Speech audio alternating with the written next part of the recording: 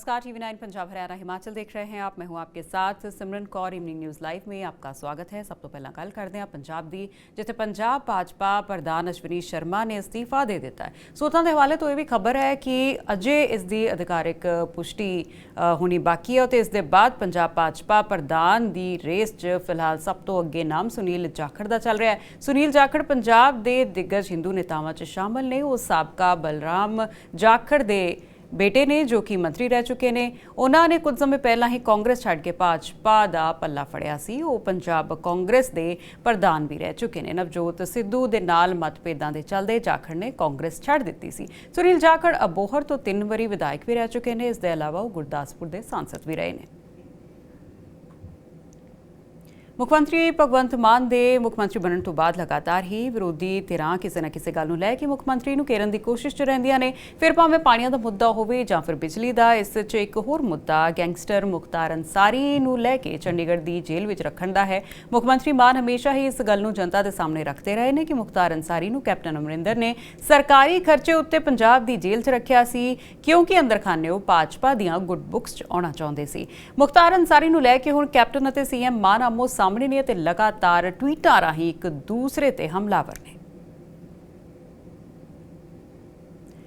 अजीत पवार दे महाराष्ट्र सरकार च शामिल होने उत्ते पंजाब दे बीजेपी उत्ते निशाना साधिया मंत्री कुलदीप धालीवाल ने। धालीवाल बोले कि पीएम कल तक जिन्हां नूं भ्रष्टाचारी कहंदे सी उन्हां उत्ते सीबीआई ईडी दी रेड करदे सी, अज उन्हां नूं ही अपनी सरकार च शामिल कर लिया है। कि प्रधानमंत्री नूं इस गल दी लाज नहीं आउंदी, जदों कि प्रधानमंत्री जी कहंदे रहे ने कि एक भी भ्रष्टाचारी नूं नहीं छड्डांगा। उन्हां दा की मतलब हुंदा है कि सारिआं नूं अपनी पार्टी च शामिल कर लवांगा।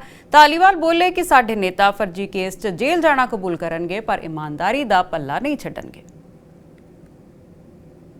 आपको बोलना चाहता था कि आपने आज देख लिया कि कैसे बीजेपी ने महाराष्ट्र में गलत किया, कैसे बीजेपी वाली केंद्र सरकार मोदी और अमित शाह कैसे जो पंजाब को हमें तंग परेशान कर रहा है। बट ये लड़ाई जारी रहेगी, हम गोडे नहीं टेकेंगे, हम दल बदलू नहीं करेंगे। हम जब भी लोड़ पड़ी देश के लिए जेल को पहल दे देंगे, पर इनके गाड़ी अपने गोडे नहीं टेकेंगे। जे मैं आपको कहना चाहता था।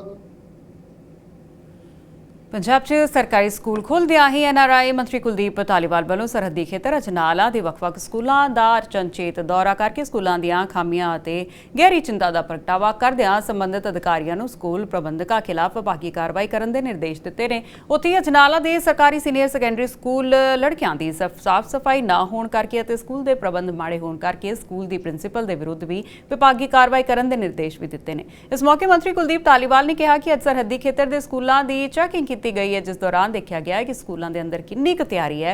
पहला दिन होने करके बच्चे घट सी, उत्थे ही स्कूलों के अंदर मिड डे मील का सिस्टम भी बहुत वधिया नहीं सी, जिस दे चलदियां सिक्ख्या मंत्री दे नाल उन्होंने गलबात करने की गल भी कही। अगे उन्होंने कहा कि सरहदी खेतर अंदर सिक्ख्या का म्यार नूं उच्चा चुकण के खास प्रबंध किए जाएंगे। चलिए खबरों में आगे बढ़ते हैं। पाकिस्तान अधिकृत जम्मू कश्मीर में छोटे छोटे बच्चों को जबरन आतंकी बनाने की साजिश चल रही है। इसी कड़ी में ISI और दूसरी पाक एजेंसियां बच्चों को दी जाने वाली ट्रेनिंग का हिस्सा बन रही हैं। बच्चों को दी जाने वाली ट्रेनिंग को लेकर POJ के ट्रेडर्स एसोसिएशन के अध्यक्ष मौलाना खलील ने एक प्रेस कॉन्फ्रेंस में बताया कि कैसे पाकिस्तान अधिकृत जम्मू और कश्मीर में बच्चों का अपहरण किया जा रहा है और शिविरों में उन्हें आतंकवाद का प्रशिक्षण दिया जा रहा है। हालांकि उनका कहना है कि केवल जिहादी संगठन ही ऐसी गतिविधियों में शामिल हैं।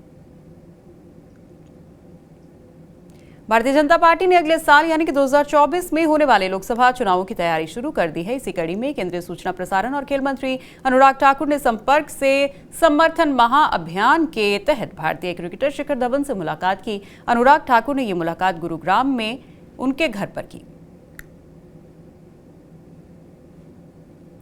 महबूबा मुफ्ती ने प्रेस कॉन्फ्रेंस करके बीजेपी पर निशाना साधा है और यूनिफॉर्म सिविल कोड पर मुफ्ती ने दिए अजीबोगरीब तथ्य दिए हैं। उन्होंने कहा है कि नौकरियां न हिंदू को मिल रही हैं न मुसलमान को मिल रही हैं। इसके साथ ही उन्होंने लोकसभा चुनाव में विपक्ष के साथ पर कहा कि लोकसभा चुनाव साथ लड़ेंगे और इस पर बैठकर फैसला होगा।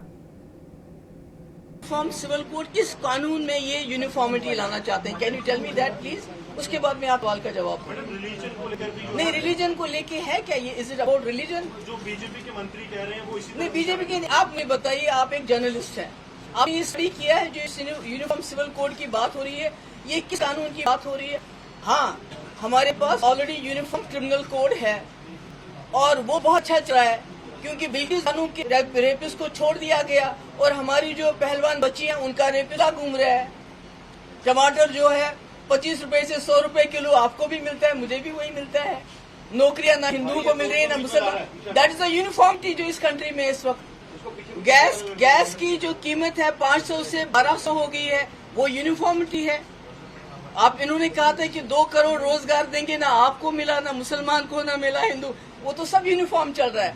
अब कौन सी यूनिफॉर्मिटी लाना चाहते हैं?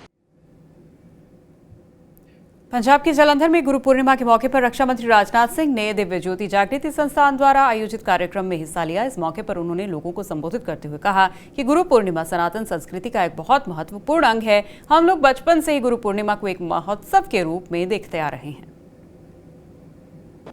आज गुरु पूर्णिमा का दिन हमें यह भी आभास दिलाने वाला दिन है कि वाकई इस संसार में गुरु का क्या महत्व होता है।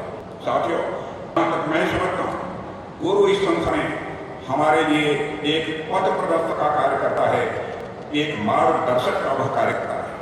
आप सबके मोबाइल में एक एप्लीकेशन होगी गूगल मैप। आपको जहां भी जाना होता है आप उसमें अपना डेस्टिनेशन यानी गंतव्य डाल देते हैं और आपको अपने डेस्टिनेशन यानी गंतव्य तक पहुंचने का एक उपयुक्त रास्ता दिख जाता है। हिमाचल प्रदेश के मुख्यमंत्री सुखविंदर सुक्खू आज फिर चंडीगढ़ में फोर्टिस हॉस्पिटल पहुंचे। सीएम सुक्खू की मेडिकल टेस्ट की रिपोर्ट आज आने वाली थी। वो पिछले 5 दिनों से चंडीगढ़ में है। यूरिक एसिड बढ़ने के बाद उनके पांव में तेज दर्द हुआ, जिसके चलते उन्हें चलने में परेशानी हो रही थी। बता दें कि फोर्टिस से पहले उन्होंने आईजीएमसी शिमला में भी इलाज कराया था, लेकिन दर्द से राहत नहीं मिली और इसके बाद मुख्यमंत्री फोर्टिस हॉस्पिटल गए। खबर है कि आज सभी रिपोर्ट्स आने के बाद मुख्यमंत्री वापस लौटेंगे।